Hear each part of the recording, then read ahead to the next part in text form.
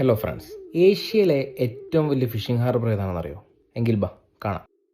ഇതാണ് ഞങ്ങളുടെ കൊയിലാണ്ടി ഹാർബർ. എൻ്റെ ഒരു സുഹൃത്ത് പറഞ്ഞപ്പോൾ ഈയിടെയാണ് ഞാനും അറിഞ്ഞത് ഇത് ഇത്രയും വലിയ സംഭവമാണെന്നുള്ളത്. പിന്നെ ഗൂഗിളിനോട് ചോദിച്ചപ്പോൾ കാര്യം ശരിയാണ്.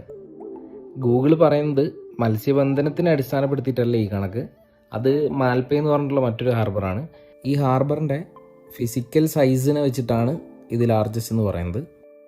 ഹാർബർ വളരെ വലുതാണെങ്കിലും ലാർജ് സ്കെയിലുള്ളൊരു മത്സ്യബന്ധനം ഇവിടെ ഇല്ല. അതിൻ്റെ കാരണം എന്താണെന്ന് വ്യക്തമായിട്ട് എനിക്കും അറിയില്ല.